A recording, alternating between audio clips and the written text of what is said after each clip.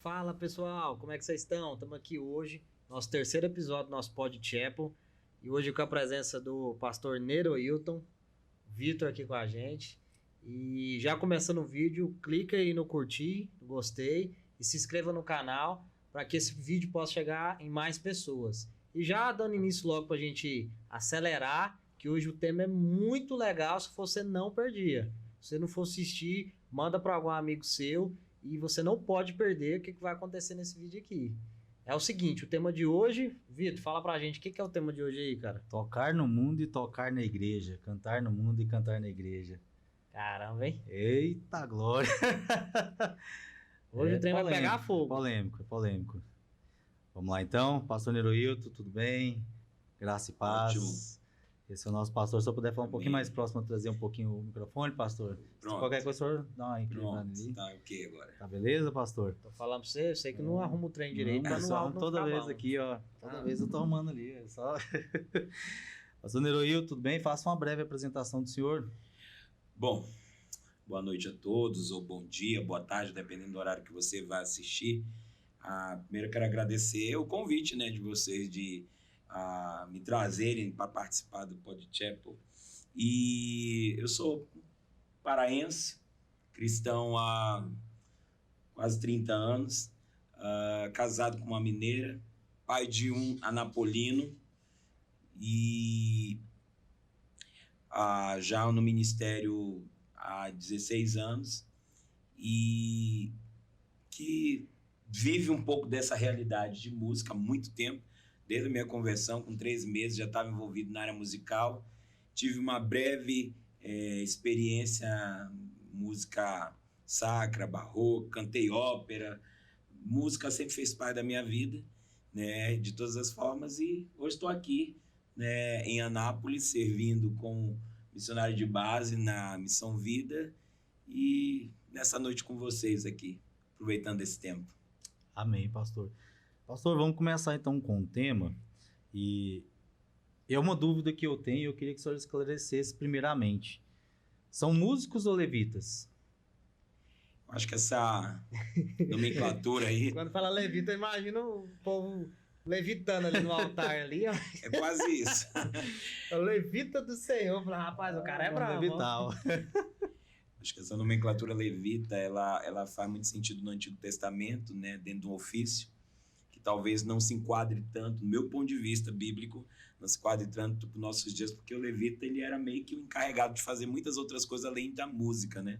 Inclusive separado para fins exclusivamente de serviço no santuário, no tabernáculo, e muitas das vezes aqueles que nós chamamos na atualidade de levita, por mais que a gente trabalhe, exatamente, mais que a gente trabalhe um pouco dessa área musical aí, mas a gente acaba tendo pessoas que não têm todo esse know-how de responsabilidade dentro do contexto de templo. Interessante, pastor. E me fala um pouco da intimidade do senhor com a música. O senhor falou que cantou música lírica, barroco, é tenor, né? Inclusive, tenor é um dos tons vocais mais difíceis de alcançar. E o senhor sempre teve, ó... Você precisa desbloquear. Cara ligando no comércio só vir para a própria casa. Misericórdia. Tá repreendido em nome de Jesus. É a seta do inimigo aqui, ó. E a gente tem hoje uma demanda muito grande dentro das igrejas, né, quando a gente diz essa questão de músicos, né? Hoje tem igrejas que tem 4, 5, 6, 7, 8, 10, N bandas aí, ou grupos musicais, e muitos deles fazem parte de um contexto que é igreja e mundo, ou seja, toca em barzinhos, toca para bandas, toca para grupos e casamentos também. Acho que é o mais comum. Casamento é o mais comum, né? É o mais comum de todos. Mas aqui, principalmente no estado de Goiás, tem essa modinha do sertanejo. Então, em bares, são bem frequentes. A gente vê uma pessoa que às vezes está tocando ali no altar, no domingo, no meio da semana, e no sábado está tocando ali no barzinho. Qual seria a visão, o campo de visão do senhor relacionado a isso? E não só quem toca, também como quem canta, né? Como o senhor enxerga isso? Porque assim, a minha perspectiva é de que é algo consagrado. Eu penso música em uma consagração, né? Tanto é que Davi, ele chama, né, para tocar harpa para que os céus se abram. Tem toda aquela coisa que a música fala dentro da Bíblia. Mas eu queria entender o contexto pela visão do senhor. Bom, falando um pouquinho do meu relacionamento com música, como eu falei desde cedo, esse envolvimento, eu sou um cara que eu gostava na infância, não gostava de música infantil muito, não, até porque não tinha 3 palavrinhas nos meus dias, né? Então a gente não tinha muito acesso a essa área musical, ou curtia Xuxa, ou Mara, ou por aí vai. E aí eu era um cara que gostava de chorinho. Não sei se vocês conhecem esse estilo musical, mas é uma coisa bem abrasileirada ali no cavaquinho, num bandolim e tudo mais. Então eu escutava muito isso e associado também com ópera. Sempre curti ópera, sempre achei algo assim, parece que era muito cheio de expressividade, dramaturgia e tudo. Então eu fui crescendo nessa vertente, achando isso admirável. E também, quando eu passei a viver essa realidade, né, de música, vamos dizer assim, secular, né, quando eu me envolvi em ópera e tudo, que tinha que cantar em diversos eventos que não estavam relacionados à igreja, eu estava até compartilhando esses dias com algumas pessoas, dizendo assim, que houve um momento que as portas se abriram para que eu pudesse, por exemplo, ser bolsista para estudar música fora do Brasil. Na ocasião era para ir para a França. E quando aconteceu isso, parecia assim a porta do paraíso se abrindo para mim. Só que entra num primeiro quesito aí, talvez, dessa abordagem sobre esse envolvimento.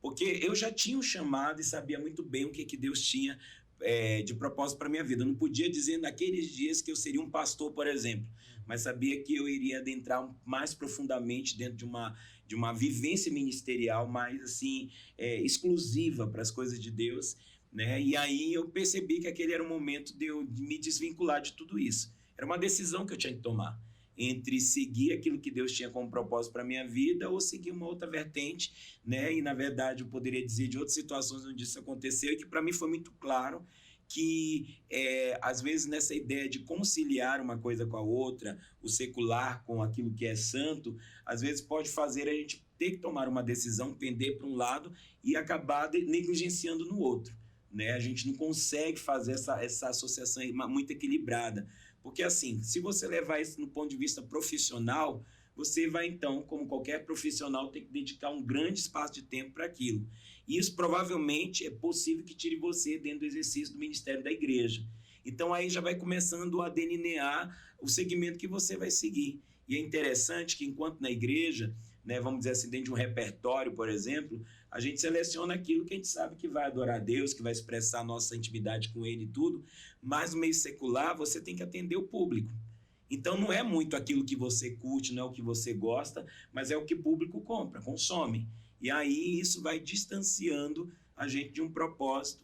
E eu acho difícil, Nero Hilton, acho muito complicado conciliar. É claro que se a gente tivesse aqui uma outra ponto de vista, poderia dizer, não, eu consigo, isso é possível e tal. Eu iria respeitar, mas no meu ponto de vista há um grande desafio que às vezes é desconsiderado na hora de associar uma coisa com a outra. Interessante, pastor. O senhor mencionou a questão de profissão.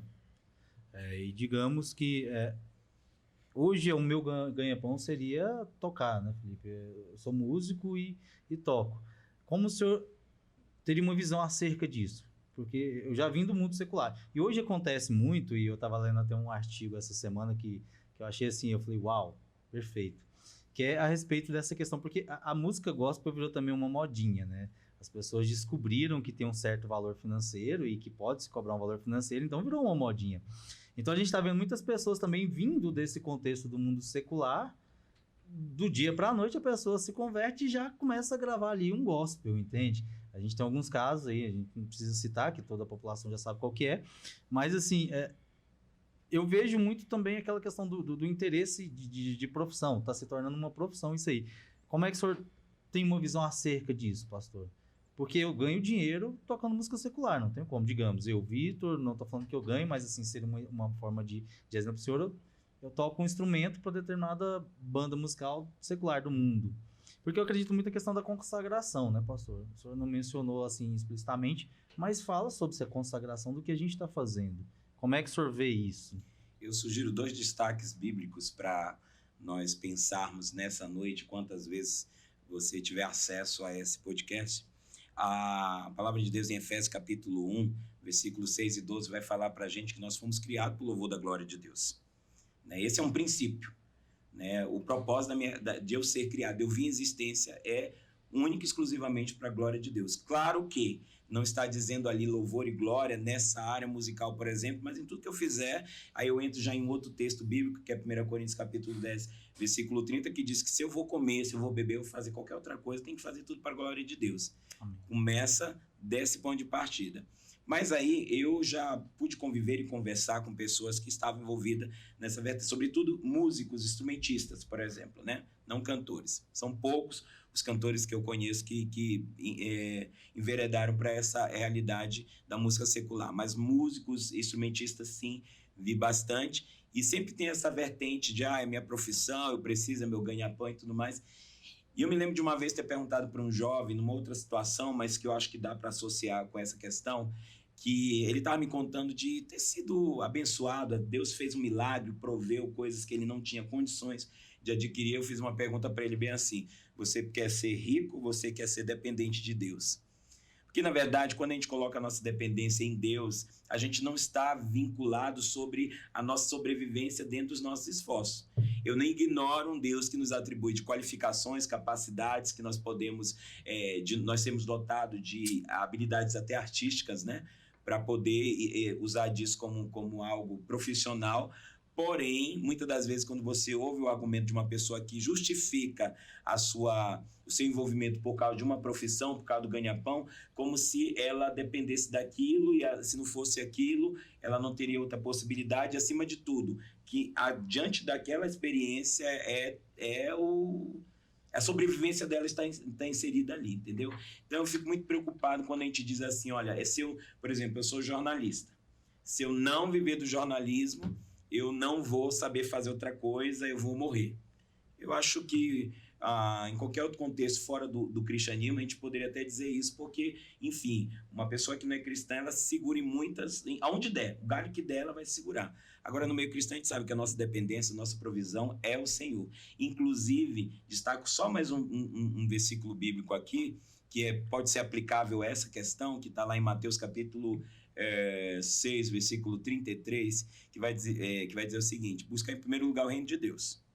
As demais coisas vão sendo acrescentadas, né? As outras coisas vão sendo acrescentadas. É claro que ali faz citações sobre questões mesmo de necessidades intrínsecas ao homem, né? Comer, beber, vestir, que faz parte da necessidade de qualquer ser humano.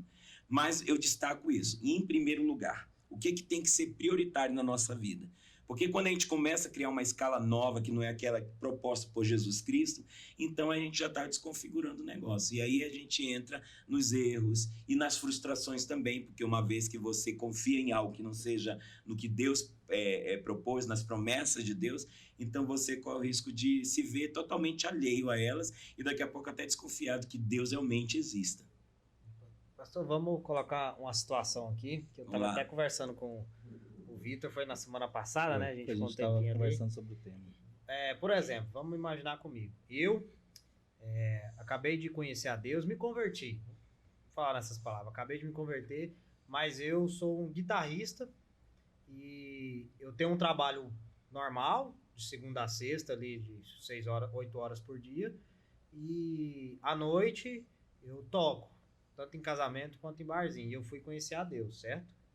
Só que a minha fonte de renda, então, é meu trabalho e os freelancers. Por exemplo, eu conheci a Deus, tive uma experiência positiva, descobri o amor de Deus, só que eu necessito continuar ainda sobrevivendo daquela renda. Aí o senhor citou aí a questão de provisão de Deus. Mas essa questão de espiritualizar 100% as coisas, a pessoa também talvez não pode se acomodar. Por exemplo, não, eu vou entregar na mão de Deus, eu confio em Deus e não vou tocar agora mais nos barzinhos, no casamento, seja no que for. Só que ele começa a ter dificuldade financeira, começa a atrasar a dívida, talvez ser um financiamento, uma casa, sei lá. Nessa questão, assim, ele conheceu a Deus, tá na igreja, tá buscando, mas ele abriu mão daquilo por causa do conhecimento que ele teve, e aquilo agora tá começando a fazer mal para ele, financeiramente falando. E quando toca no financeiro da gente, acabou. O resto parece que é o emocional, financeiro, quando toca na gente acaba. O que faz numa situação dessa? que eu fico com medo, resumindo? Eu fico com medo de isso, às vezes, afastar, principalmente de jovem, afastar o jovem, porque às vezes ele olha pra igreja, não, cara, eu vou ter que vir pra igreja e vou ter que abrir mão disso.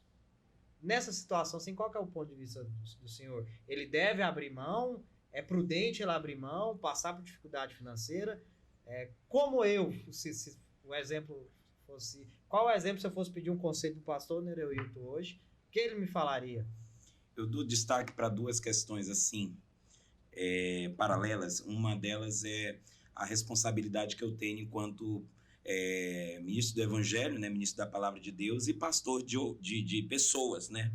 Apacentador de pessoas. Primeiro, a gente tem que ter uma responsabilidade de ambas as partes. Não negligenciar a palavra, mas não descuidar das vidas, né? E eu dou até um destaque um pouco de um outro assunto polêmico também, por exemplo. Na igreja que hoje eu pastoreio, teve um momento que apareceu um travesti lá.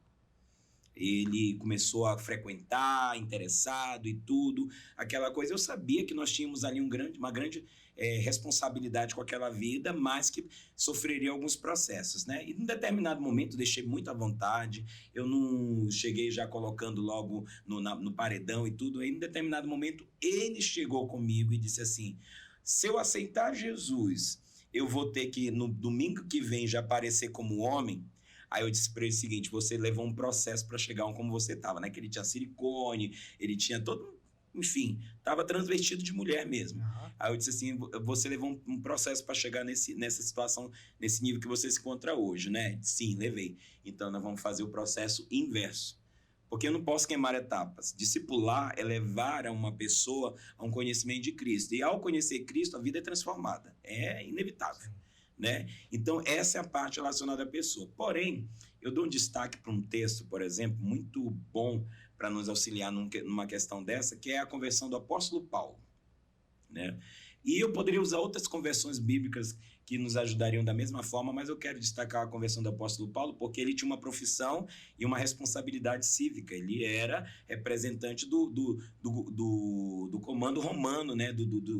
Da milícia romana. Então ele tinha uma responsabilidade, e quando Cristo entra na jogada na vida do apóstolo Paulo, ele está até numa missão.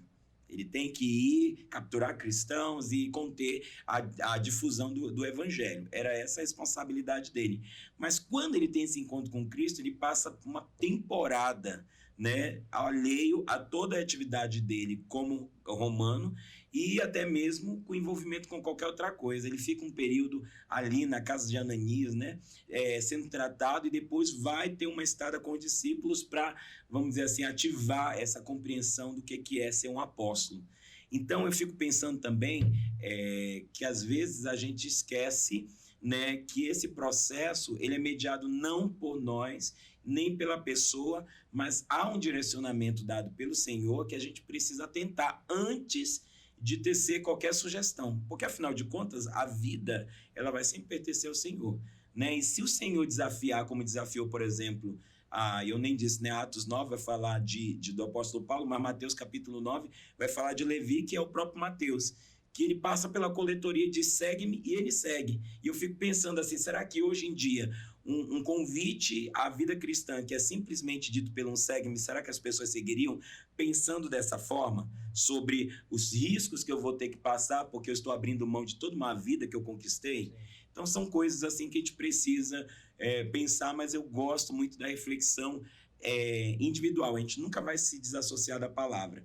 Mas cada caso é um caso e precisa ser tratado com responsabilidade pelas vidas. Sim, posicionamento, concordo com o seu posicionamento. O que pega é porque, infelizmente, posso afirmar isso, infelizmente, é porque existem igrejas, existem pastores que tá na igreja, é doutrina. Tá na igreja, não, tem que largar, se não largar, não serve. Então, isso às vezes me assusta, entendeu? Saber que poderia ter mais pessoas e com o tempo, com o processo, como o senhor citou aí a questão desse travesti, que hoje, para concluir, ele hoje... Pois é, ele desistiu, né? Desistiu porque a pressão é muito grande, e geralmente nessa realidade do envolvimento com o trabalho sexual, a pessoa faz muitos gastos, então para ele largar, e aí ele acabou se afastando da igreja, mas eu tinha certeza que ele tinha um desejo, um anseio de uma transformação. Só da pessoa ter ido e feito o que ele fez. Exatamente. E passou um período lá frequentando e tudo. E a gente só ministrando a palavra ali do altar, sem interferir em nada. Mas uma coisa que eu só queria assim, fortalecer é que por mais que eu tenha uma consciência muito clara a respeito dessas decisões, eu estou lidando com uma pessoa que ainda está compreendendo aquilo que eu já entendo. Né? Então, não posso simplesmente assim, promover um abuso, né? Uma atividade assim brusca que às vezes até... Exatamente. A pessoa precisa entender. Dou um rápido outro destaque também. Uma vez um jovem chegou e era aquela fase emo, meio que cheio de piercing na igreja e tudo, e o povo já começou com burburinho, porque o cara era com a cara cheia de piercing, né? Onde deu para colocar, ele colocou, cheio assim, tal. E eu, calma, eu não era pastor da igreja, eu era apenas um seminarista, mas eu disse, vamos ter calma, vamos ter paciência. Chegou um belo dia que ele apareceu com a cara limpa lá. E eu fiquei pensando, quem foi que pegou no pé dele, né? E aí, como a gente estava criando um vínculo de amizade, cheguei assim, aí, ó, novo visual e tal. Ele disse, eu acabei querendo tirar tudo, não queria mais e tal. Eu digo, mas ninguém falou nada para você, uma palavra, uma indireta e tal. Ele disse, não, foi uma decisão pessoal. Então, a gente não tem que ter medo da transformação que Cristo promove, mas nós temos que ser facilitadores dela também. Porque se eu emprego os meus interesses, né, mesmo que eles sejam interesses pautados na palavra, qual é o risco da pessoa olhar para mim e achar que é eu que estou legislando aquela ideia, e não que o Deus quer aquilo para a vida dela. Então, primeiro tem que apresentar Cristo e deixar que o Espírito Santo ele promova essa transformação. Eu não tenho dúvida de que o Espírito Santo é capaz de mudar histórias, porque ele mudou a minha, senão eu duvidaria até das minhas transformações. Então, a gente tem que dar legalidade para o Espírito, e o Espírito faz a transformação completa, mais do que a gente pode imaginar. Então, pastor, certo, assim, é interessante a fala do senhor. Resumindo, a gente tem que confiar em Deus. Sim, sempre. Literalmente confiar em Deus. E fazer a nossa parte. É porque, assim, Felipe, eu acredito muito, e acontece muito nas igrejas hoje, pastor, essa questão, assim, vamos botar banquetes que Satanás coloca à mesa para nós comermos. E aí, muitas das vezes é muito saboroso. Então, essa questão pode ficar assim, nossa, e se eu sair do mundo da música? Eu estou ganhando 5, 6, 7, 8, 10 mil no mundo da música, e às vezes a pessoa vem, mas eu vou sair para ganhar um salário mínimo, 2 ou 3, entende? Então, eles fazem muito esse cálculo. E aí, eu acho que o que o senhor falou foi basicamente isso, né? A gente tem que confiar somente em Deus. E Deus é o Deus da providência, né? Eu entendo que talvez alguma pessoa que vai estar assistindo o podcast, ela vai dizer assim, mas poxa, ele nunca passou pelo que eu passei, né? Mas enquanto nós conversávamos aqui, eu levanto uma questão também que eu já escutei muitas vezes, e isso me choca até, pensando no contexto cristão, porque às vezes as pessoas falam assim, nossa, tu tem um talento muito grande, tu não acha que é pouco para dentro de uma igreja, por exemplo, né? Você podia ir gravar tal, e não sei o quê, e fica assediando as pessoas porque elas têm um talento muito grande. Eu fico pensando, mas será que para o reino não deveria ser o melhor? Será que os melhores músicos, os melhores cantores não deveriam estar diante de um exercício, de um ofício de edificação do corpo mesmo, né? Para que o mundo até ficasse assim, nossa, nós podemos fazer coisas boas, mas eles fazem. Eu já escutei de Djavan, já escutei de Mota falando da excelência da música cristã, que admiram a qualidade, né, a produção e tudo, e eu fico pensando assim, qual é o problema de eu, sendo muito bom naquilo que eu executo dentro da área musical, eu oferecer isso tão somente para o Senhor, né? Porque às vezes a gente fica sempre nessa ideia, que entra nessa questão também rentável aí, né? Poxa, mas eu podia estar ganhando muito dinheiro lá fora. De fato podia, mas às vezes não é uma pessoa que está passando por necessidade, é só uma pessoa que está especulando uma prosperidade ali, um ganho excessivo dentro de uma possibilidade de riquezas aí, rios de dinheiro até, né? Eu não vou nem dizer que isso é errado, mas ao mesmo tempo isso não é um parâmetro, né? Porque eu também não vou demonizar aqui uma pessoa que quer fazer uma carreira musical e tal, dizendo que ela vai para o inferno. Eu não gosto desse tipo de abordagem. Porém, a gente não tem que ter isso como parâmetro. É simples assim. Existem coisas muito mais importantes e relevantes para ser ponto de partida de ir ou de ficar ou de retroceder, que a gente às vezes ignora, né? E aí às vezes acaba ficando meramente numa ideologia. O que você acha? Eu penso isso, eu penso aquilo. Mas o que Deus pensa diante disso? E essas pessoas, lamentavelmente, como a Whitney Houston, por exemplo, uma mulher que era de dentro da igreja, que tinha um talento assim inquestionável, não teve lugar que ela não tivesse assim uma aceitação. E eu fico olhando vídeos antigos dela cantando com a Cissy Wines, que hoje canta aí Bondade de Deus, por exemplo, né, que viralizou no Brasil na versão em português e tal. As duas estavam no mesmo gueto, na mesma realidade. Uma decidiu migrar para o meio secular, e daí os vícios, e eu estava até comentando, mas aí ela ainda tinha assim um princípio, porque eu estava vendo um documentário dela, que tem na Netflix, por exemplo, e aí ali ela sempre fazendo oração e tudo antes de começar, depois que terminava os shows, e eu fico pensando, poxa vida, mas será que esse é o caminho mesmo melhor? Será que ela não estaria feliz, mesmo com menos, mas com a sua integridade física e espiritual ali assegurada, de ver que Deus havia cuidado dela, provido das suas necessidades? Então, quer dizer assim, às vezes as pessoas ignoram isso, ou tornam isso uma exceção, mas não é exceção. Agora, Felipe, eu fico pensando assim, né, até para também chamar vocês para a briga aqui, eu fico pensando um Rodolfo Abrantes. Rodolfo Abrantes, ex-Raimundo, estava lá, famoso, conhecido, no auge da carreira e tudo. Aí, de repente, o cara tem um encontro com Cristo e ele faz o efeito contrário. Nós estamos falando aqui de pessoas que adentram no meio secular, mas nós estamos pensando agora numa pessoa que renega o meio secular e vem para o meio cristão. Eu vejo as falas dele, eu vejo o testemunho, eu vejo enfim, a contribuição dele para o reino. Eu não vejo uma pessoa frustrada. E certamente tem suas limitações, tem seus desafios de superação, porque não é só a gente que passa pelos perrengues, não. Sim, esses caras passam também. A gente só né? não vê, né? Então, a gente só não sabe, só não toma conhecimento. Mas ali está realizado.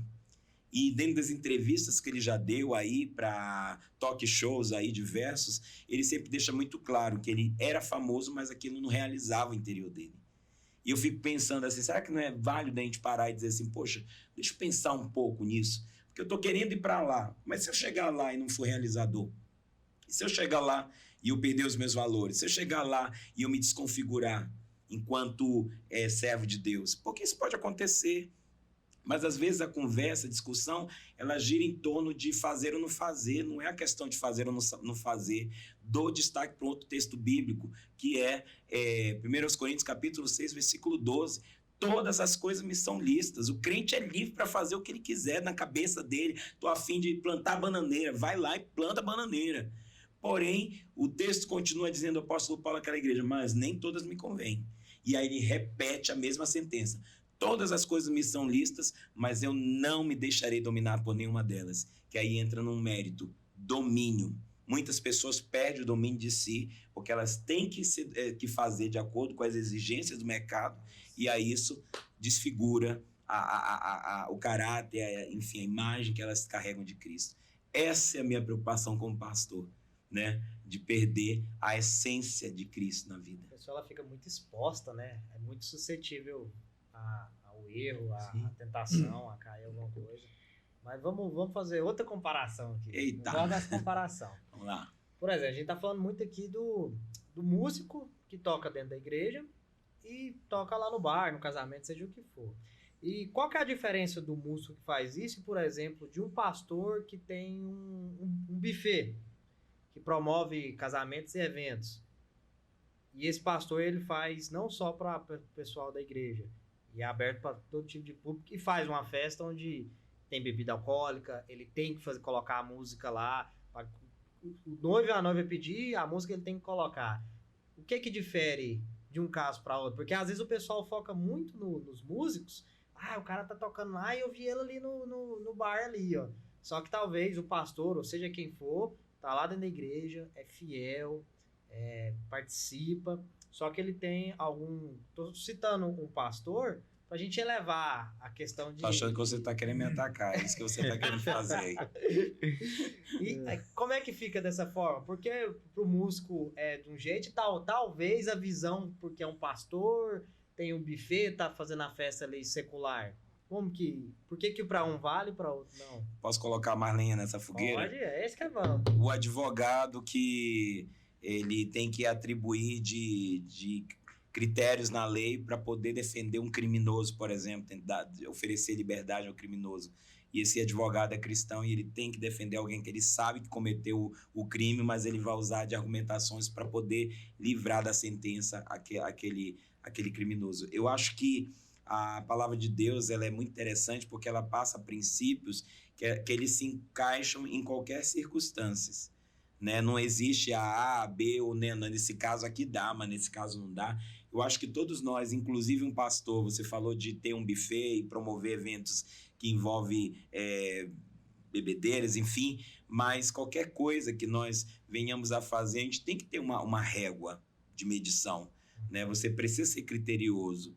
Eu posso pensar num profissional da edificação que faz uma construção ali com material de péssima qualidade, ou seja, isso tudo engloba numa questão que é ética cristã, que aí já entra numa situação de quais são os meus valores e o que os meus valores dizem a respeito do meu relacionamento com o Senhor, porque eu tenho que ser criterioso. Eu não posso fazer as coisas só porque eu sou dotado de habilidade, ou porque eu estudei para aquilo, ou porque aquilo me gera uma renda. Mas eu preciso medir aquilo que me às vezes até agressivo à minha natureza cristã. Porque dentro desse texto que eu citei, por exemplo, de 1 Coríntios capítulo 12, 6, versículo 12, capítulo 6, verso 12, lá no versículo 20, depois de fazer uma abordagem sobre o nosso corpo ser templo do Espírito Santo, no verso 20 vai falar o seguinte: agora, pois, glorificai o vosso Deus, glorifique o vosso Deus no vosso corpo, né? Ou seja, o meu corpo ele tem um propósito, a minha vida ela tem um sentido único, não tem um sentido interpretativo e variado, posso fazer qualquer coisa. Eu preciso me posicionar de acordo com aquilo para o qual fui conquistado. Né? Eu tenho que ter princípios, e os princípios têm que nortear onde eu entro e aonde eu passo distante. Inclusive, faço uma citação aqui de outro texto bíblico, que é o Salmo 1, que fala: bem-aventurado o homem que não anda no conselho dos ímpios, não se detém na roda no caminho dos pecadores, nem se assenta na roda dos escarnecedores. Ou seja, não é porque está todo mundo fazendo ou que alguém diz que vai dar certo que eu vou fazer. Não é porque surgiu uma oportunidade, né? Eu gosto, aqui, divulgação aqui da camiseta aqui do Felipe, né? Você não é todo mundo. Gostei aí, vou mandar fazer para mim também. Ou quem quiser me dar de presente, fica à vontade. Entendi o recado. Então, queridos, eu preciso ser analítico das coisas, porque às vezes a gente olha muito assim possibilidades, tem portas que eu não tenho que entrar enquanto pastor. Mesmo que sejam portas que eu diga assim, é de Deus. Porque também nós vivemos numa sociedade do é de Deus. Não, isso aqui é de Deus. Isso aqui é de Deus. Isso aqui é de Deus. E aí Deus tá lá no céu assim mesmo. Não é meu não, isso aí. Que Deus é esse, né? Tipo eu isso. Não, eu não. Então, a gente precisa ter essa avaliação. É por isso que, muitas das vezes, entra no outro critério, né? Ou numa outra questão, que é a intimidade com a palavra. A palavra de Deus, quando diz lá em Salmo 119, 105, lâmpada para os meus pés é a tua palavra, luz para os meus caminhos, ela está dizendo: a única forma de eu não entrar em buraco é através da palavra. A única forma de eu saber para onde eu estou indo é através da palavra. Porque às vezes a gente deduz que esse caminho vai ser favorável e não é.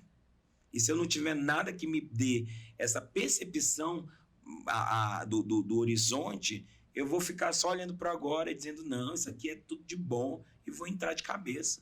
Mas às vezes pode ser rentável, mas eu vou vender minha alma. E aí não compensa. Interessante, né, pastor? E falando de tocar em música secular ou cantar música secular, a gente tem que avaliar o contexto de hoje em dia, o que as músicas falam também. É verdade, que aí entra numa outra questão, né? Que é a questão da música, que é, vamos dizer assim, aquela música que é uma poesia de amor, por exemplo, que tem muitas pessoas que falam: não, mas se a música ela tiver uma mensagem boa, beleza, mas tem aqueles que falam assim: não, mas se a música for X e tal, tudo bem, faz parte desse diálogo, dessa percepção, dessa avaliação, tranquilo, concordo com esse tipo de questionamento aí.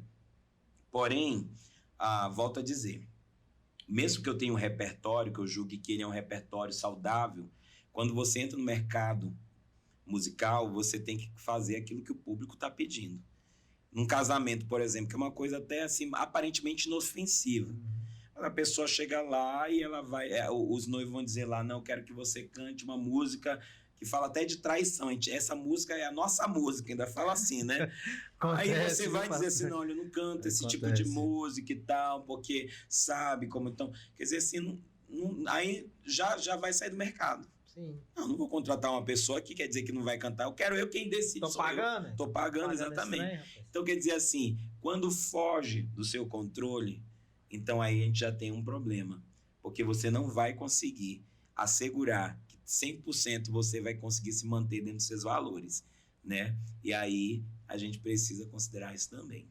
Bom, essa fala do senhor, eu vou entrar num tema legal aqui.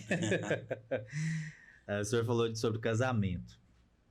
A gente teve um fato que aconteceu numa igreja, numa denominação em Goiânia, que eles levaram uma música secular e tocaram no meio do culto, em cima do altar, e ainda falaram assim, não, se fosse essa, ainda tava tranquilo, né? A Gara Feeling, né, do Black Eyed Peas, né, e teve um Coldplay também lá. E você não viu não, Filipão? Não, tudo na mesma igreja. Ele tá do lado de fora. Não é crente. Ele tava lá fora nessa hora, né, Filipão? Não, mas foi em Goiânia e isso gerou uma certa polêmica. E eu vi que foi uma coisa para polemizar mesmo. Assim. É o tipo de igreja que chama atenção para ela fazendo essa determinada atitude. A estratégia de marketing. Sim. Mas a gente joga a questão de casamento, pastor. E casamento acontece dentro da igreja. E assim, padres conservadores e tradicionais não permitem músicas que não sejam sacras dentro da igreja católica. Eles são bem criteriosos mesmo, o noivo tem que levar a lista de músicas, tem que saber isso. Até a forma de vestimenta do músico dentro da igreja, ele quer ver como é que vai ser. E enquanto isso, a nossa igreja protestante está deixando acontecer umas coisas assim que... O casamento em si, uma, duas músicas ali assim que se dizem cristãs e o resto é música secular mesmo. O que o senhor diz a respeito? Dentro da própria igreja, ou seja, a gente está falando algo em cima do altar. Eu tô preocupado como é que eu vou sair daqui depois, né? Porque eu acho que vai ter uma perseguição aí. Eu tenho que proteger minha integridade da minha família também. Mas eu vou ler um texto bíblico aqui de Romanos, capítulo 1, versículo 18 e 19, que fala o seguinte, presta muita atenção aí vocês. Portanto, a ira de Deus é revelada do céu contra toda impiedade e injustiça dos homens que suprimem, né? Ou seja, limitam a verdade pela injustiça. Pois o que de Deus se pôde conhecer é manifesto entre eles, porque Deus lhe manifestou. Há um peso muito grande sobre a vida daqueles que, conhecendo a verdade, usufruem da mentira. Uau! Né? Porque, na verdade, né, pensando aí na revelação, a gente sabe, o Espírito Santo, como eu disse há pouco tempo atrás, o Espírito Santo é eficiente. Ele mostra, isso aqui é conveniente, isso aqui não é conveniente, isso aqui tal. Então, só que essas igrejas, assim, esses líderes da atualidade, como um determinado líder apoiador de uma artista que era do meio gospel e agora está no meio secular e que diz que bebe uma cervejinha ali, por exemplo, socialmente, eu até disse assim, a culpa é de uma falta de um pastor autêntico, que promove esse tipo de situação, só que ele não assume compromisso com a vida que vai ficar toda destruída ali, e depois ele vai dizer que não tem nada a ver com aquilo, que a pessoa fez a escolha dela. Então, volto a dizer, como eu disse para o Felipe numa pergunta anterior, sobre a responsabilidade também que eu tenho com a vida. Eu não vou induzir ninguém a fazer uma coisa que possa comprometer a vida espiritual dela. E não adianta a gente dizer que não vai ter efeito nenhum, porque... Enfim, dependendo da letra, dependendo da situação, aquilo ali vai, vamos dizer, inflar a carne. Então, somente isso. Né? Não tem nada a ver com uma proposta, com uma reflexão, não é um sei que eu vou te amar por toda a minha vida, não tem nada a ver com isso. É meramente deixa eu dar uma animada na minha carne, no prazer do que eu curto, do que eu gosto. Aí cria toda uma doutrinação em cima disso e aí acaba comprometendo vidas. E é justamente aonde a ira de Deus entra, contra essas pessoas que, conhecendo a verdade manifesta, ocultam ela e promovem justiça. Posso ir mais além? Pode, bora lá.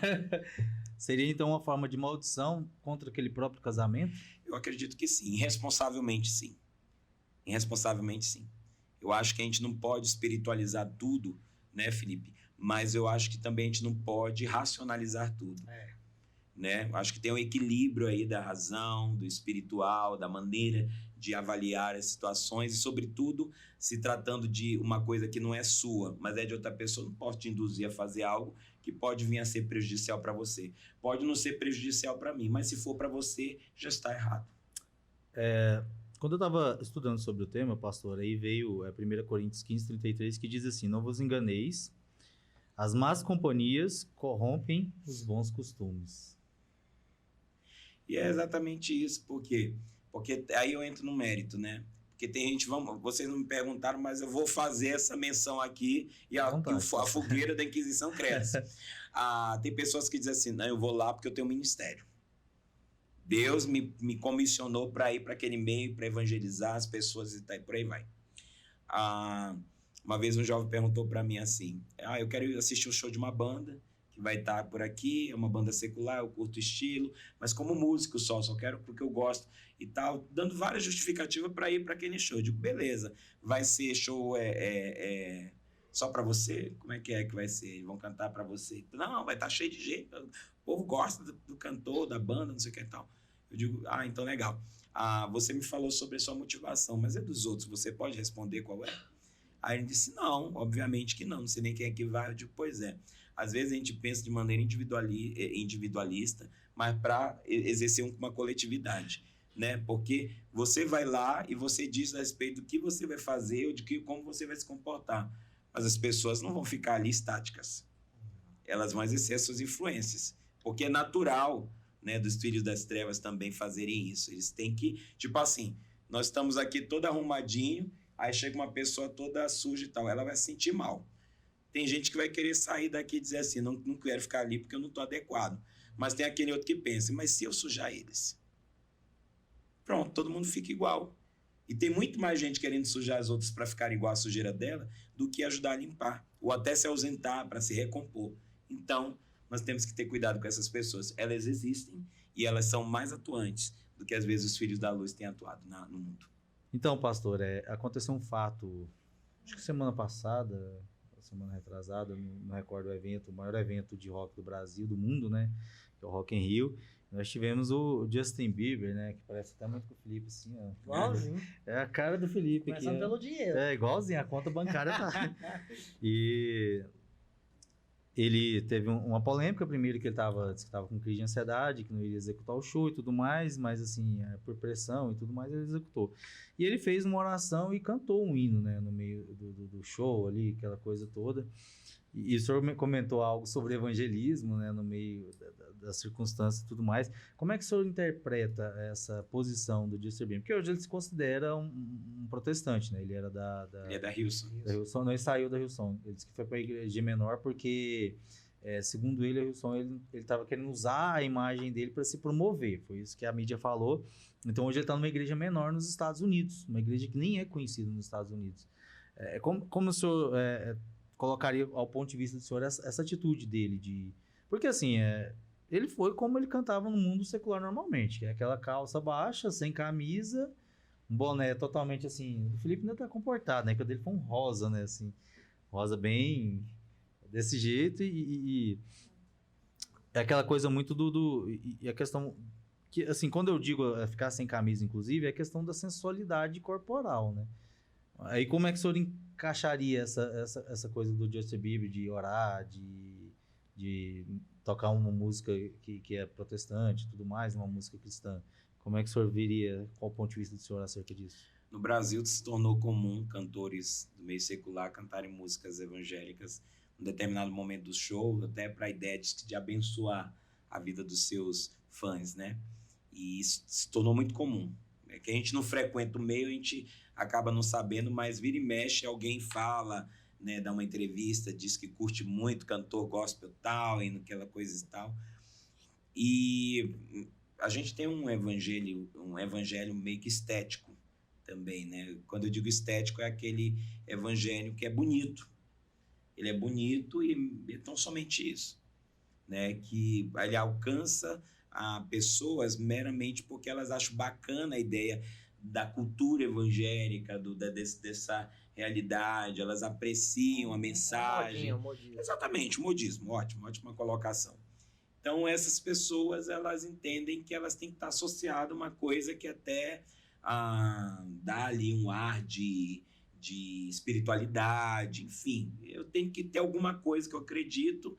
Eu acho interessante, como eu digo, esteticamente bonito, o meu evangélico, a espiritualidade dele, mas eu não vou assumir compromisso. Eu vou ali só me associar ao grupo, né? Fazer essa associação. E muitos cantores, né? Não digo nem do contexto do exterior, né? Cantores aí internacionais, mas muitos cantores também brasileiros hoje têm esse momento, fazem orações, até declaram bênçãos sobre a vida dos seus fãs ali em determinado momento e tudo. Às vezes convidam cantores gospel aí, né? Eu gosto de usar esse termo gospel porque ele dá um segmento do mercado. Isso, não necessariamente de igreja, mas do mercado gospel, né? Sim. Então eles chamam esses cantores gospel e aí eles fazem essa média até para também estender um pouco do público. Afinal de contas, se eu posso ter esse público gospel também consumindo a minha música, melhor ainda. Então tem muita gente até que se identifica com o cantor tal. Não, no show do cara até cantei lá, entra na minha casa e não sei o quê. Então quer dizer assim, tem muito disso, né? E alcança o objetivo. E alcança o objetivo. No caso, angariar, né? Pescar, né? Mais adeptos e até no meio cristão mesmo. Tem muita gente aí no meio cristão que tem uma playlist totalmente... Vai abrir o Spotify para ver. Falando nessa questão de gospel aí, sobre, por exemplo, a pessoa que está lá, tem uma vida, tocar no bar, está começando a se dar bem, tem uma conversão, tem um novo propósito de vida. Rodolfo Abrantes, acontece exatamente igual ele, só que ele começa a encontrar dificuldade no meio gospel, na igreja. Por exemplo, no barzinho, ele pode ir na corrutela da esquina que pelo menos R$50 ele vai ganhar. Já na igreja, não. Eu falo que eu já fui líder de jovens há alguns anos, e a gente existia muito louvorzão, a gente convidava aquele meio mundo de banda lá. Rapaz, se eu fosse dar R$50 para cada banda que fosse, era o caixa dos jovens do ano todo. Então, assim, aí ele começa a enfrentar desafio nem para ter para gasolina. Então, isso eu tô falando de um desconhecido, que, entre aspas, não tinha sucesso no mundo secular, mas tinha uma graninha. Aí ele começa a tentar fazer o mesmo no gospel, ou nas igrejas, e tentar até mesmo construir uma carreira, mas é muito difícil. Eu vejo que é muito difícil um cantor gospel ser lançado, igual aqui em Goiás mesmo. Eu acho que não tem. Tem alguns. Aquela que faleceu, né? Não, tem também o pessoal de Goiânia que fez sucesso, né? Pedras Vivas também. Aquela Mas que faleceu, a Ludmilla Febre, ela fez sucesso no estado de Goiás. Aí tem outro também, acho que esqueci o nome do cantor agora também. Teve muitos aqui, teve muitos que foram formados aqui. Só que assim, há muito tempo atrás, hoje não é tanto, né? Então, e essas dificuldades, você acha que não pode desanimar um cristão que veio desse mundo? Eu acho que você tocou um assunto muito interessante aí também. Vamos agora levar para uma questão crítica também da igreja, né? A igreja, ela gosta muito de receber um pouco de ofertar. Né? Eu sou pastor de igreja, eu sei que se eu falar que é de graça, vai ter um público. Se eu falar que tem um custo, que a gente chama de investimento, porque de fato vai ocasionar um investimento para a vida, aí já tem um outro público. E as pessoas reclamam, né? Vira e mexe, eu vejo uma exposição que eu acho assim muito ridícula, de site sensacionalista, até no meio gospel também, que fica dizendo, cantor tal, banda tal, cobra tal valor, e fica ali tentando, vamos dizer assim, até usar um termo, demonizar alguns ministérios. Mas eu fico pensando, por trás de um ministério existe toda uma estrutura, toda uma equipe técnica que vai lá, monta... Exatamente, né? Tem toda essa questão que come também, que tem família também e tudo. Então, tem muita gente que, porque, tem um valor embutido, né? Vamos dizer assim, um valor agregado. Não, porque é para Deus, é coisa de Deus, é para salvar a vida. Tentando ludibriar o cantor, o músico, a banda, né? Para dizer assim, não, tudo bem, não vou cobrar nada. Mas beleza, vai lá, realmente abençoa, volta para casa, e aí como é que fica? Porque as pessoas precisam se alimentar. Elas precisam ter o seu ganha-pão. Não sou contra essa realidade, não. Inclusive, tem igrejas que conseguem bancar os seus músicos. Sim. Né? E que eu acho isso muito bom. Uma valorização muito boa dentro do meio, do meio cristão. Mas, pensando nessa ideia dos eventos, né? A gente precisa respeitar e valorizar, já que a gente é tão edificado pela composição, pela estrutura, né? Pelo talento. Então, faça investimento. Até, eu acho que eu penso assim, até no 0800, assim, de dar uma oferta ali e dizer, tem que abençoar para que a pessoa continue a desenvolver o ministério dela. Então, eu sou extremamente crítico, porque assim, se eu não quero pagar, então também eu nem chame. Né? Eu cheguei na conclusão, rapaz, eu vou fazer porque eu não acho justo essa galera vir lá do outro lado da cidade, vir de outra cidade, só, assim, não só para vir aqui, mas beleza, tá louvando a Deus e tal, mas ele precisa abastecer o carro, ele precisa lanchar depois do evento, ele precisa fazer alguma coisa. Isso é verdade, é verdade.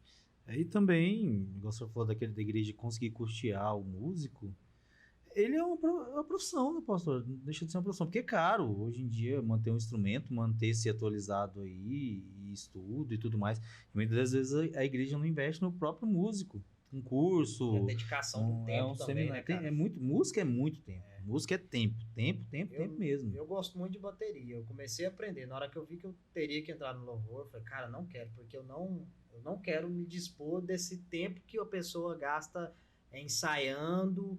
E eu fico vendo o pessoal de igreja, assim, chegando 2 horas mais cedo, cara, Sim. e indo embora por último, catando. Falei, cara. E eu vou dizer uma coisa pra vocês: músico dentro da igreja às vezes é muito desvalorizado. Sim, é uma classe desvalorizada. É uma classe desvalorizada. Chama o menino do teclado aí, vem cá, menino do teclado. Ô, baterista, toca mais baixo. Cadê o Vitor com a caixa? Esses dias atrás viralizou aí um meme de uma mulher gritando com um baterista aí, que eu vou te falar, é daquele nível. Baterista! Tem muita gente aí que age dessa forma aí, eu acho isso um grande respeito. Baterista? Uma pessoa que dedicou tempo para aprender um instrumento, para servir na igreja, Cara, é um que estilo dispõe. de vida desses caras. Exatamente. Da mesma forma que eu valorizo bike como estilo de vida, os caras vivem aquilo, conversam aquilo. Felipe, aí você imagina, assim, você tentou bateria. É o instrumento mais caro que tem. É o instrumento mais caro. De toda a banda é o mais caro. Porque se você tiver uma bateria boa, não vai sair por mês de 15, 20 mil reais. É um investimento alto, entende? Muito alto. E falando em bateria, o baterista é o que mais sofre. Porque ele geralmente não tem em casa, então ele tem que ir pra igreja ensaiar. Você imagina. É que você for comprar uma elétrica ali, uma eletrônica, né, que fala? É caríssimo. É caríssimo. Então, assim, é o que mais sofre. Mas, assim, pastor, partindo por um lado espiritual, a gente falando de instrumentos e músicos e tudo mais, o que o senhor diz acerca de consagrações? Porque nós sabemos que a música tem, sim, uma influência muito grande no mundo espiritual e no mundo psicológico também das pessoas. A música, ela influencia a gente a lembrar de coisas da infância, assim, como cheiros e tal. E a gente sabe de um contexto brasileiro de MPB, que foi uma galera mais voltada para uma determinada cultura religiosa, que, assim, eles expunham mesmo essa cultura, e grande parte das músicas eram consagradas mesmo a determinados santos, a determinados orixás e tudo mais. Então eu sempre me caio nessa pergunta. Eu sou um músico que toco no meio gospel, e sou um músico que toco no mundo secular. E aí, igual o senhor falou, determinado fã fala, eu toco aquela música assim, assim, assim. E a música tem algumas partes que proferem mesmo cultos a deuses e imagens e tudo mais. O que o senhor acha disso? Porque até tem uma parte da Bíblia aqui que eu anotei que fala que Deus ele não se mistura, né, mediante a isso. E a música em si é uma questão espiritual, a consagração. Porque quando falamos gospel, nós estamos consagrando a Deus. Estamos consagrando a Deus, consagramos a nossa casa, consagramos a nossa vida, consagramos isso, consagramos aquilo outro. E a pessoa toca no mundo secular. Um caso até que a gente não citou aqui, que era de igreja e foi até o auge agora, foi Marília Mendonça. Ela começou numa Assembleia de Deus, do Reteté e tudo mais, mas não ganhou dinheiro na igreja. E aí ela foi convidada a começar a tocar no mundo secular. A gente tem um exemplo também agora que ganhava dinheiro e foi pro secular, que é a Priscila, né? Ah, Priscila Alcântara. Eu acho a voz dela espetacular, cara. sim, Topzera. sim. Aí até a parte que eu coloquei essa aqui, lá em 2 Coríntios 6, 16, 14, pastor que fala assim, que comunhão tem a luz com as trevas, que harmonia há em Cristo e Satanás, ou que parte tem o crente com o incrédulo. Somos santuário de Deus vivo, do Deus vivo. Como Deus disse, neles habitarei, e entre eles andarei, e eu serei o seu Deus, e eles serão o meu povo. Eu dentro das citações aí que vocês até fizeram, é justamente aquilo que eu falo, né? Porque para alguns, a música ela é meramente uma manifestação artística, né? Posso tocar qualquer coisa, só tô uma manifestação artística ali, mas a música, até mesmo no contexto bíblico, ela tem o seu efeito espiritual, é muito claro isso. Eu recordo aí de Davi tocando para expulsar os espíritos, né, maus ali, os espíritos que atormentavam o rei Saul, né? E a gente sabe que muitas músicas, elas são até um doutrinamento. Você falou das músicas relacionadas às culturas africanas, por exemplo, aí, são músicas que falam a respeito, né, dos deuses que eles servem e da maneira em que eles se relacionam, ou a veneração que eles atribuem àqueles deuses, assim. E tem muitas coisas aí que existem, né, que vêm, né, dentro dessa questão do mercadológica, assim, que as pessoas consomem. Aí o ímpio que não tem entendimento, ele vai cantar e não vai nem associar isso com aquilo outro. Mas no meio cristão, que tem que ter um discernimento, uma compreensão e tudo, eu percebo que as pessoas que não levam em consideração isso, elas proferem essas palavras de maldição, porque são maldição, né? E fica por isso mesmo, né? Não tem nenhum critério, não tem nenhuma responsabilidade. Entra no âmbito que eu já falei do estético aqui, é porque é tão bonita aquela música, tá? É bonita, mas a melodia é bacana, mas o que ela tá falando, né?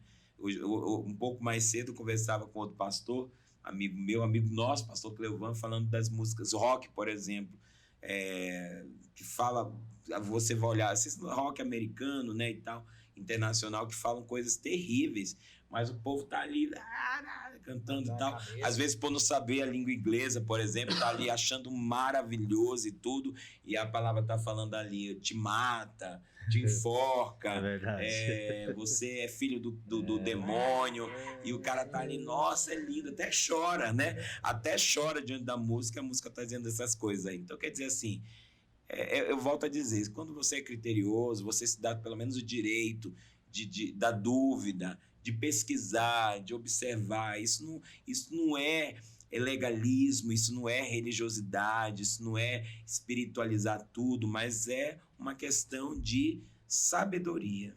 Sabedoria, dizer assim, poxa, até bacana, mas não agrega nada para minha vida, prefiro não me envolver com isso, talvez às vezes até fazer um efeito ruim para mim. Sim. Então tem essa questão, né? O senhor falando de banda de rock aí, interessante. Toquei aí né? Não, passou aí não.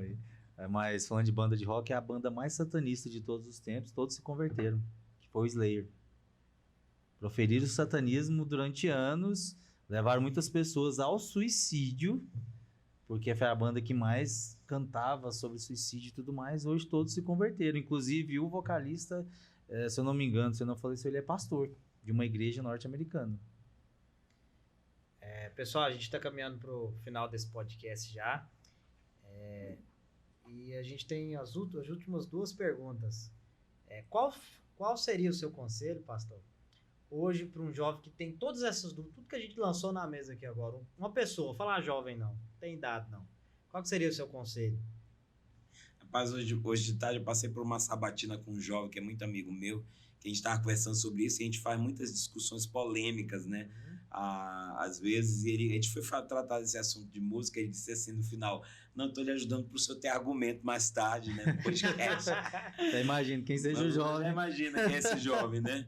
E aí, o meu conselho, e eu concluí assim para ele, porque primeiro a gente esquenta, né, no calor das emoções, a gente fala, e um fala alto, outro fala mais alto, mas depois quando a brisa vem, a suavidade vem, o vento vem assim, eu falei assim, olha, eu só acho que eu até usei um contexto bíblico, né, do apóstolo Paulo falando o seguinte, lá em 1 Coríntios capítulo 3, quando ele se depara com a igreja que deveria estar amadurecida, mas ela ainda se encontra em comportamento infantilizado, e ele diz, olha, eu queria dar alimento sólido para vocês, eu vim para essa proposta, mas eu encontrei crianças, e eu tenho que insistir no leite. E aí eu disse assim, tem crianças querendo fazer coisas de adulto, achando que entende todas as coisas. Então eu acho que humildemente, uma pessoa que, eu acho que não tem problema, eu acho que aquilo, pelo menos se deu o direito de dialogar, de consultar a palavra, sem que tenha nenhum ranço, ou aquela coisa assim meio que já disposta a discordar. Conheça, converse com pessoas que se importem com a sua vida, que tem um zelo por você, porque, rapaz, pastor escuta de tudo, mas quando a gente dá uma advertência, a gente tem uma preocupação de saber que aquilo ali não vai dar certo e que a gente tem um zelo por aquela vida, né? E às vezes você percebe uma indiferença, parece que a gente está prejudicando a pessoa e na verdade a gente quer gerar essa maturidade que faz as pessoas refletirem a respeito das decisões que elas tomam, não só porque gosta, porque só eu gosto de tanta coisa, mas ao mesmo tempo de tanta coisa que eu gosto, eu não usufruo nem da de 50%, então gosto não é um critério, né? Então eu acho assim que a pessoa tem que ter humildade para ser analítica, para ser reflexiva, para não se encher de armas para combater, mas de pensar, mas espera aí, por que eles dizem tanto isso? Por que será que esse assunto ele é um assunto tão polêmico? Ele não é só polêmico porque a gente gosta de polemizar, até porque não é essa questão, mas é um assunto que a gente precisa ter um bom senso, de ter uma avaliação, e eu destaco aí Romanos capítulo 14, depois para a galera ver, porque fala sobre pessoas fortes aprenderem a lidar com pessoas fracas, e às vezes até abdicar de coisas que poderia fazer pelo zelo por aqueles que vão escandalizar. Tem muita gente aí escandalizando o meio cristão. E é muito triste, sabe por quê? Porque eu não queria citar, eu não queria. Como eu segurei aqui, vocês falaram o nome, mas eu vou ter que fazer uma citação que eu vi ontem. Eu vi um vídeo curto, Bruna Marquezine falando da Priscila Alcântara, que quando conheceu ela disse assim, que foi numa igreja, ela estava indo numa igreja de amigos, é assim que ela coloca, e ela foi lá, e quem ia ministrar o louvor, a Priscila Alcântara, e aí nisso elas meio que se cumprimentaram de longe e tal, e ela disse que quando a Priscila começou a cantar, ela disse, poxa vida, que ela tinha um espírito assim, uma ação do Espírito Santo tão forte nela, que aquilo tocou meu coração, aquela mensagem tocou na minha vida. E aí eu penso, hoje a Priscila Alcântara está lá envolvida dos pés à cabeça, né, em coisas que não estão falando nada sobre Deus. E um dos últimos podcasts que ela fez, perguntaram para ela sobre essa questão do envolvimento com bebida. Ela disse, eu bebo cerveja ali socialmente e tudo mais. Então quer dizer assim, uma pessoa que recebeu uma autoridade de influenciar gerações, mas que agora não serve de referência. Enquanto isso, o Yudi fala o contrário, né? Hoje ele dá testemunho de todas as coisas ruins que ele já fez e tá carregando a galera. Exatamente. Você ganhou seu PlayStation?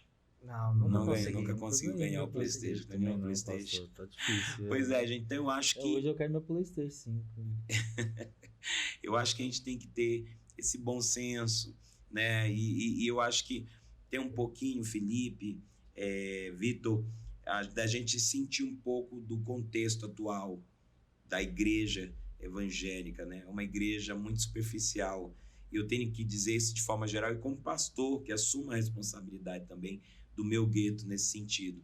Então é uma igreja muito superficial, não é uma igreja de profundidade. Eu sei que tem pessoas que têm esse comprometimento e tudo, mas muitos não têm.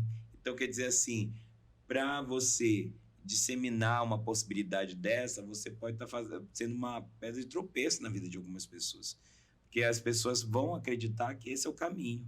E muita gente está seguindo só porque outros estão seguindo, mas não por causa de um direcionamento de Deus. Se ainda fosse, eu diria, vai dar certo. Mas não, é modismo mesmo. Verdade. Bitoco para finalizar, para a gente encerrar? Não, tô tranquilo, falou tudo. Tinha que falar. Pessoal, é o seguinte, hoje foi um assunto muito bacana e eu peço que você coloque no comentário aí a sua opinião. E você manda isso aí para algum amigo também que vive alguma dessas situações que a gente falou aqui. De antemão, então, mais uma vez, se inscreva no canal, curta esse vídeo para que o YouTube consiga entregar isso a mais pessoas. Então a gente hoje está no nosso 3º episódio, graças a Deus tem sido uma bênção, a galera tem gostado e, sobretudo, isso é para edificar. Então pode ter coisa que você vai concordar, outra coisa que não. A intenção é formar a sua opinião. Você vê, suga o que é importante para você e forma a sua opinião, entendeu? Sim, Mas o conceito aqui é Deus, é Cristo. Então, pastor Neilton, muito obrigado por ter vindo participar com a gente. Já te conheci um pouquinho antes, já conheci um pouco do senhor. E foi uma satisfação nesse breve momento que a gente teve, que é só uma hora e pouquinho aqui, que a gente conversou. E que futuramente possa vir de novo. Com algum outro Será tema um prazer, como foi, Polemizar. para polemizar um pouquinho, né? Eu agradeço também o convite, agradeço a igreja Chapel e agradeço também aí vocês que estão desbravando esse ambiente do podcast, que eu acho muito válido assim para os nossos dias. Essa é uma maneira bem acessível, né, das pessoas entenderem determinados assuntos que às vezes numa abordagem de pregação não dá para ter essa interação. E eu sei que apesar das pessoas só assistirem, mas elas sim fazem pergunta, elas testem seu ponto de vista, e eu acho que é uma linguagem que tem sido muito usada não só porque, enfim, seria uma atitude de moda aí, mas porque é uma linguagem que alcança muitas pessoas. Então, eu acho que usar isso para o reino é excepcional. Continuem fazendo, vocês são muito talentosos, vale a Sim. pena. Muito Pastor, obrigado. Deus abençoe a vida do senhor. Obrigado. Abençoe a família do senhor. Sabe, a admiração que nós temos pelo senhor é muita, tamanha. Que Deus possa continuar usando a vida do senhor assim como ele já tem usado, porque eu sei que ele tem colocado em campos que não têm sido fáceis, mas ele sabe o que o senhor suporta, e que o senhor continue essa pessoa iluminada Amém. por Deus, cheio da presença do Espírito Santo de Deus. Amém. E para encerrar, tem uma pergunta, pastor. Clássica, né? Lógico. O que move o senhor? O que move o Neroilton? Pergunta difícil, hein? Ué, eu tava sentindo até assim, nossa, foi light, né? Mas o que me move? Poderia ser simplista de falar que o Espírito Santo tem atuação na minha vida, mas isso eu creio que nós sabemos, né, sobre essa intervenção do céu na nossa terra, né, na nossa existência.